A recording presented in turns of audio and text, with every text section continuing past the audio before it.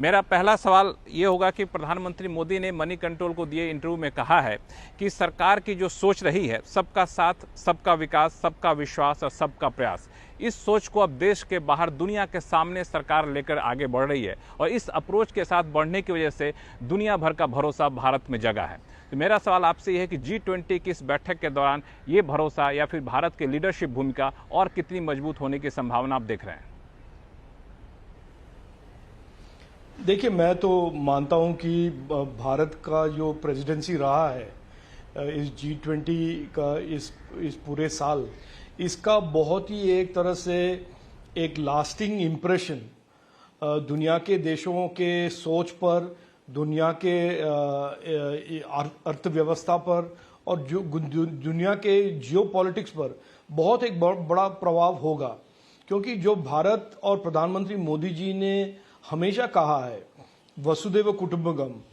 और ये जो समय है युद्ध के समय नहीं है, हमारे लिए प्रगति और डेवलपमेंट का समय है। ऐसे जो हमारे आइडियोलॉजिकल और फिलोसॉफिकल थॉट्स है हमारे कल्चर के, हमारे प्रधानमंत्री जी के और हमारे सरकार के, उसका बड़ा मायना है दुनिया के देशों की सोच पर। और मैं मानता हूं कि ये एक तरह से मॉडर्न कंटेम्प्रेरी हिस्ट्री में G20 का एक बहुत बड़ा लास्टिंग प्रेसिडेंसी होगा और इसका बहुत बड़ा प्रभाव पड़ेगा आने वाले दशक में दुनिया के देशों के सोच पर और दुनिया के देशों के ये जो यूनिपोलर बाइपोलर के जो एक नैरेटिव होता था पिछले सालों में, पिछले दशकों में, उसको हटकर बदलकर एक multilateral one earth one life one future का जो प्रधानमंत्री मोदी जी ने आगे रखा है, इसका बहुत बड़ा प्रभाव दुनिया के देशों के सोच पर और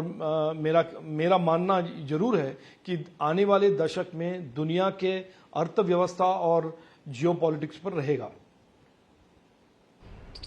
बिल्कुल आपने सही कहा और यही वजह कि प्रधानमंत्री बार बार जोर देकर इंटरव्यू में कहते रहे कि भारत सिर्फ भारत का नेतृत्व नहीं कर रहा है, बल्कि पूरे विकासशील देश, डेवलपिंग कंट्री का नेतृत्व कर रहा है, जो G20 का हिस्सा नहीं भी है उनका नेतृत्व कर रहा है। यही वजह है कि प्रधानमंत्री ने यह भी कहा इंटरव्यू में कि भारत ने अपनी तरफ से G20 में जो एजेंडा शामिल किए उसको पूरी दुनिया ने स्वीकार किया आम सहमति से, चाहे स्टार्टअप का एजेंडा हो या फिर दूसरा एजेंडा हो। और क्योंकि दुनिया को भरोसा है कि भारत इस पर प्रोएक्टिव अप्रोच के साथ आगे बढ़ेगा, सकारात्मक अप्रोच के साथ आगे बढ़ेगा। तो आपने जिन जियोपॉलिटिक्स का जिक्र किया, दुनिया में जो भी विवाद हैं, जो भी मुद्दे उलझे हुए हैं, उनको सुलझाने में भारत की अग्रणी भूमिका कितनी सफल होगी, आपका मानना है?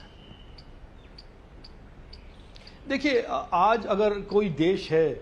और अगर कोई नेता है दुनिया में, वो है भारत और वो है प्रधानमंत्री मोदी जी, जिन्होंने दुनिया के सामने कर दिखाया है कि जो पिछले 9 साल में भारत में जो बदलाव आया है और भारत का जो नैरेटिव होता था पहले 2014 से पहले, एक महान देश, लेकिन उनके सरकार में डिसफंक्शनैलिटी और करप्शन का जो एक हमारा परसेप्शन बना था दुनिया के देशों में, दुनिया के निवेशकों में, दुनिया के एंटरप्राइजेज और कंपनियों में,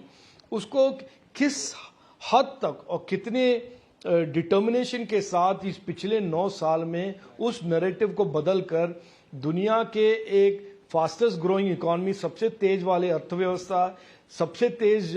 ग्रोइंग इनोवेशन इकोनॉमी,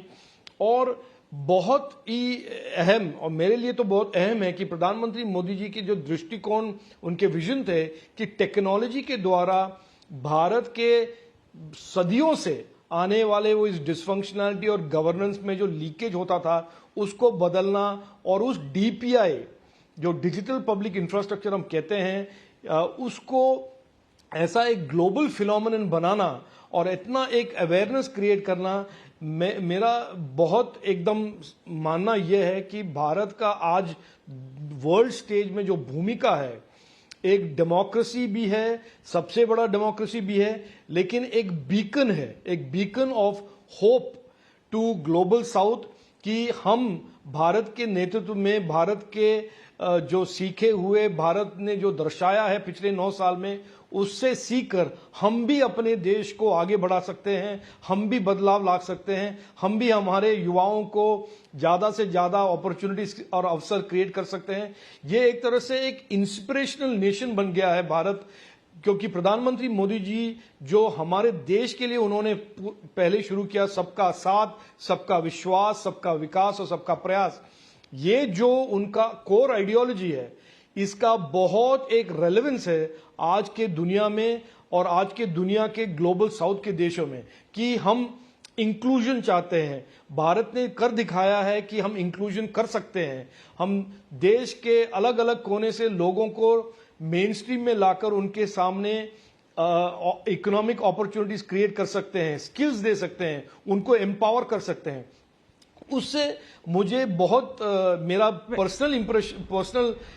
एक्सपीरियंस भी यही है कि दुनिया के सभी देश इससे काफी इंस्पायर हुए हैं और भारत के एक तरह से केस स्टडी को फॉलो करना चाहते हैं। बिल्कुल, प्रधानमंत्री ने अपने इंटरव्यू में एक बात और कही जो काफ़ी महत्वपूर्ण है, जो G20 से हटकर था, वो था फ्रीबीज को लेकर के फाइनेंशियल तौर पर इनडिसिप्लिन होने की बात उन्होंने कही कि ऐसा करना काफ़ी घातक होता है और इसका दूरगामी असर पड़ता है। जितने भी दुनिया के दूसरे देश में भी अगर कोई फाइनेंशियल क्राइसिस आता है तो उसका असर दूसरे देश में पहुंचता है। इसलिए फाइनेंशियली इनडिसिप्लिन नहीं होना चाहिए, वित्तीय रूप से काफ़ी अनुशासित होना चाहिए, फ्रीबीज से बचना चाहिए, ये संकेत प्रधानमंत्री ने अपने इंटरव्यू में दिया। इस पर आपका क्या टेक है, क्योंकि अब चुनाव के नजदीक हम लोग जा रहे हैं तो फ्रीबीज की बातें फिर से उठ सकती हैं। ऐसे में प्रधानमंत्री का यह बयान किस तरह से एक सबक के तौर पर लेना चाहिए? देखिए, आप अगर भारत के इतिहास को भी देखोगे, 2014 से पहले काफी सारे सरकारें थे, काफी सारे कोलिशंस थे। आप देखेंगे कि हमारा अर्थव्यवस्था, हमारा ग्रोथ कभी स्ट्रांग नहीं रहा है, क्योंकि एक तरह से पूरा शॉर्ट टर्म पॉलिटिक्स का गेम चलता था। प्रधानमंत्री मोदी जी 2014 में आए, उन्होंने एक medium to long term vision देश के सामने रखा और आप देख रहे हैं कि 10वें नंबर के अर्थव्यवस्था से हम 5वें नंबर पे पहुंच गए कुल 9 साल में, और अगले 3-4 साल में हम नंबर 3 पर पहुंचेंगे। ये सब एक stable economic policy, prudent economics, इसके तहत हमने एक अचीवमेंट हुआ है, ये अचीवमेंट हुआ है। तो आज के दिन में जब हम विकसित भारत की बात कर रहे हैं, हम हर भारतवासी को एक तरह से नए अवसर, नए अपॉर्चुनिटीज के लिए एक विकसित भारत बनाने की एक नैरेटिव खड़ा कर रहे हैं। दुनिया में काफी सारे ऐसे देश दिखा रही है हमें कि इकोनॉमिक मिसमैनेजमेंट से कितना